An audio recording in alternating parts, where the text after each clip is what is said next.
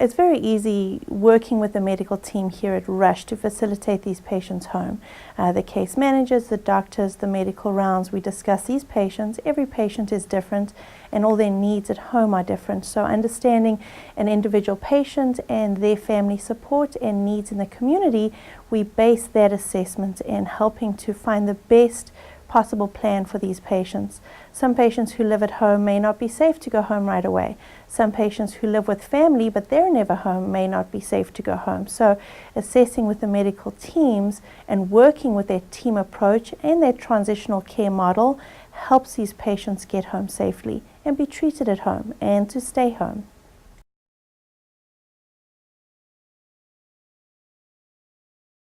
You know, still not everybody understands what home health care is, so there's still a lot of education that needs to go on about what home health care can do, how, what services we can provide.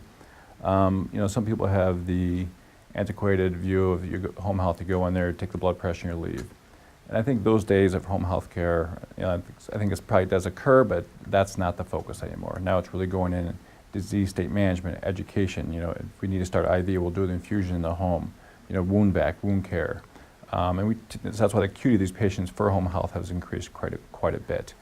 So I think educating the healthcare field itself about what home health care is, and then again to the patients as well. And I think every day, every time I come down, I also notice how much progress they made also in the communication, and then also the numerous amount of patients they're talking about. And those things are really rewarding, and say, okay, we did this for this patient. We got this involved. Whether it be in transportation or trying to get, I think 2 or 3 of the patients today were getting palliative care involved and those type of things. So, getting those different resources involved to help the patients, that is rewarding. It's we are making a difference. We are helping the patients, we're helping the community. So that is definitely rewarding.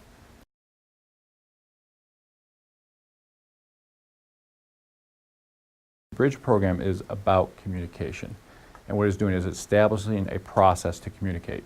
And from there, it's establishing a process to communicate that allows us to get reportable data, objective reportable data. We always feel if you don't measure something, how do you know if you're improving or not improving? So for this model, there's the biggest one is always, which a lot of people look at as readmissions. Are we reducing the number of readmissions back to the hospital? And so that is a large measurement. Medicare has another score sheet basics called OASIS. When the nurses go in and they do a start of care, or sometimes people say open up the patient. They go through and they have to fill out what's called an OASIS, and that scores the patient basically on the severity of how sick the patient is, and then they do the same thing when they discharge the patient. And we see, did that patient improve? Did they get better with the mobility? Did they get better with the medications? Did they decrease their pain?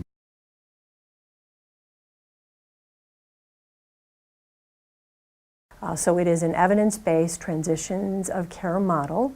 It utilizes social workers in the care coordination role, and focuses very much on not just the medical factors that we know impact patient outcomes after discharge, but equally important, it focuses on the psychosocial and environmental factors as being equally important to the patient's situation after they return home. So it's a telephonic intervention that basically involves a pre-assessment prior to discharge, typically done by an extensive review of the electronic medical record. Sometimes it might be participation in some interdisciplinary rounds or conversation with the discharge planners or case managers, as they're called here, or it could be the PCP's office, to learn or understand better what the discharge plan is. But a lot of times it is making recommendations to the inpatient team about things that we know are important in the post-discharge situation. Hi, this is Stephanie. I'm a social worker with Rush Health and Aging, and I am just calling to see how things are going for you now that you're back at home. Okay. And are you having any problems with that? Okay. So have they been out to see you?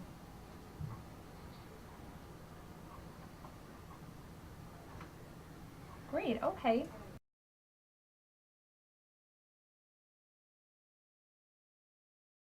So that bridge program, I think, has really honestly helped us change home health in a very, very good way. So when we're looking at readmissions and we're looking at what's going on with a patient, it's not necessarily that a physician doesn't know how to treat them from a clinical standpoint. And I think clinical is a broad term in our language nowadays. So psychosocial and socioeconomic, what does that mean? What could that focus on?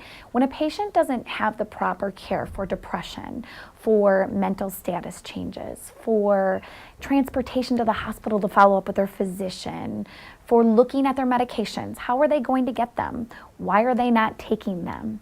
How are their caregiver support at home? What's going on with that?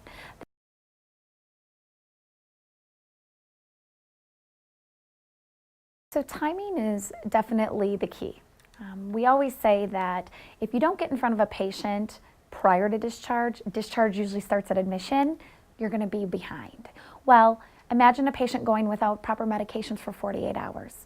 You're 24 hours too late. You need to get into that patient within 24 hours, and that was a standard that was set place by the Bridge team. When we came together as a home health team and the Bridge team together, we developed a perfect form. And what that perfect form did was that became our communication and collaboration tool. So what do we go to make sure that the patient's seen within 24 hours, the plan of care is discussed, and all the items below that they all fall into place.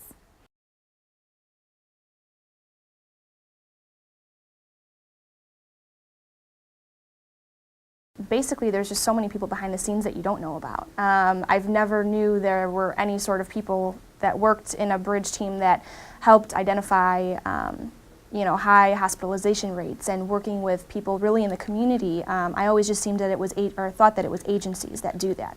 Never really realizing in the hospital there's so many people that are looking out for people's well-being, and it's really been a refreshing experience for me. We follow them up for 30 days. So on a weekly basis, I check in with the nurses to see how they're doing at home, if there's anything we can help with, if there's anything the social workers from the Bridge program can do to help them in the community, whether that be transportation needs, doctor's appointments, getting them into the clinic, whatever they're gonna need to be successful at home. So we follow them for a period of 30 days, unless they are readmitted to the hospital. We meet weekly on a weekly basis on Tuesdays with Madeline to go over, and you guys kind of got a little bit of clips of us discussing those patients in detail, what their needs are, what's going on, any risks for readmissions, things to that nature. So we meet on a weekly basis to discuss those as well.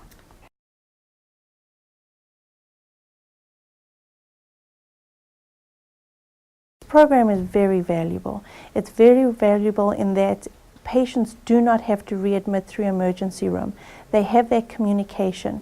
When you have your auntie or your grandma who is short of breath and who has a nebulizer and you keep treating with the albuterol and there's not a change in symptom, having that nurse that you can communicate to who understands that there is a history of heart failure and it's perhaps an overloaded patient who can talk to the doctor in the medical terms that's needed to better understand.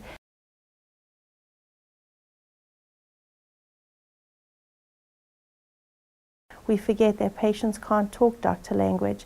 Patients talk basic language, and having somebody who can translate that for them is a large, large thing.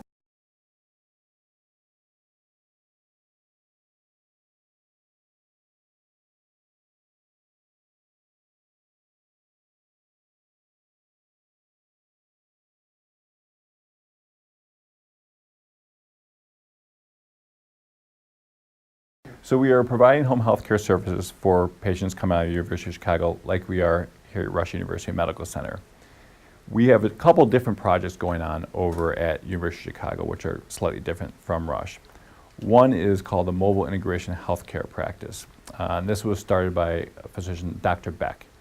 So basically it was the first one in the state of Illinois about mobilizing healthcare. And what it does is takes the EMS services along with case management and at this point the cardiology group at University of Chicago.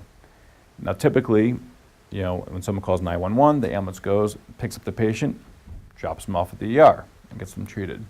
So this is actually a way to start integrating the EMS services and home health care and the hospital team. So now the idea was when the patient is discharged from the hospital, this kind of goes back to the communication model, the patient is discharged from the hospital, EMS would actually pick up the patient from the hospital, drive them to the home, and give a full report back to the home health care services. But with that said, is everybody's teaching the patient the same information along the whole way. So when the patient's in the hospital bed, they start, if it's a heart failure patient, teaching the patient about heart failure, teaching them about their medications. And that teaching starts at bedside in the hospital. And then the EMS services will do the same thing. They'll actually pick up our telemonitor that goes in the home, sets that telemonitor up in the patient's home, get the first vitals, and starts doing some basic teaching there. Then they call home health services and our nurse, clinician who's going in the next day and saying, you know what, by the way, the doorbell doesn't work. You're going to have to knock on the door. Oh, guess what? The patient didn't go to their home. They went to the sister's house. At the last minute, they decided to go there. Or the patient only has 2 days of medical medications. We have to make sure they get some medications and they're timely. So our clinician is not, shocked or can't ring the doorbell, so they have a full understanding of what's going on with the patient when they get into the patient's home. And that's kind of going about bringing back the integration of communication. Our nurse then opens and also then reports fully back to the cardiology team at UFC, and they do also a weekly case conference with the cardiology team at UFC regarding those patients.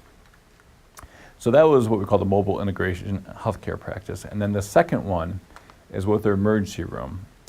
So obviously one way to prevent readmissions is never have that patient admitted in the first place. So what they're doing now is saying that they're trying to establish in the ER, the emergency room, whether that patient needs home health care services up front. And if they do, they're actually paging our liaison to come down, meet with the patient, and say, can we start services now instead of admitting this patient? Obviously, the patient needs to be admitted, and they'll admit them, but they can triage the patient and say, okay, we do not need to admit this patient, but this patient does need home health care services because they are presenting themselves quite a few times in the ER, but do not need to be admitted. And then we can get home health care involved right away. And then from there, we'll follow up and make sure the patient goes to see their PCP, hopefully within the first 14 days, and we continue up with the home health care services.